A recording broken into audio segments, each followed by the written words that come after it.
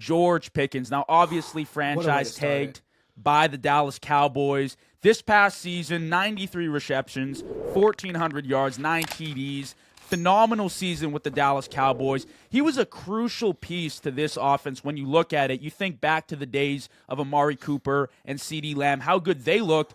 I thought this was far better. I truly believe George Pickens could be a number one receiver in this league. When CeeDee Lamb was hurt this past season, he put that on full display. And you really did see how much Pittsburgh limited his production. He was really a go ball, fade ball type of receiver there because that's what the offense was. It was dunk and dip down the field and run the rock, and hopefully our defense can stand up strong. That's not what it was in Dallas. He elevated Dak Prescott's play, CeeDee Lamb's play. Javonte Williams looked great there as well. I think he's crucial for them to keep moving forward. Obviously a second-team All-Pro this year and a Pro Bowl for whatever that's worth for you guys watching.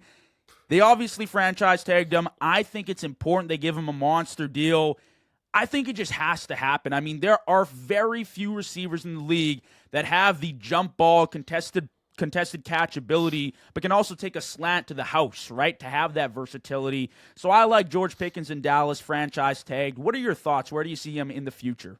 Yeah, I agree with Dallas. I just don't see another team I don't think Jerry's going to let him go somewhere else after the season that he had. I mean, you talk about George Pickens, the guy can line up anywhere. He can be in the slot, he could be the X position. He's a human highlight reel. He's fast, he's strong, he's got great hands. The only question that came up with George Pickens is his attitude. That's the only really negative thing that I can say. Maybe there's some games, but that was more Pittsburgh where he had, I remember his last game in Pittsburgh, he had a lot of bad drops, but he's a phenomenal player. It's just the attitude issues. It's why he wasn't a first-round pick at Georgia. I mean, when you saw his draft day picture was him and the Shiesty hunched over at the TV, you were like, oh my God, this guy's either getting kicked off a team in 3 years or he's going to be an All-Pro.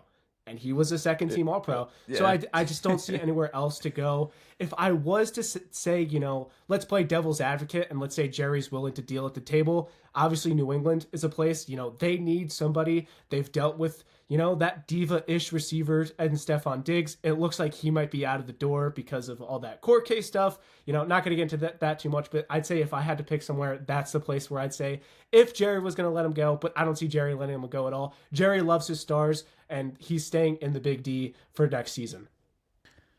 Yeah, I agree, man. I think George Pickens, it's hard to look at the season he had with the numbers he posted and say, we want something else or we don't want anything to do with this. And I agree, right? There is that diva personality mindset and that whole aspect of things. But at the end of the day, a lot of receivers in the league are like that. Maybe, Pickens is a little bit more expressive of his emotions on the field, let's say. I don't know.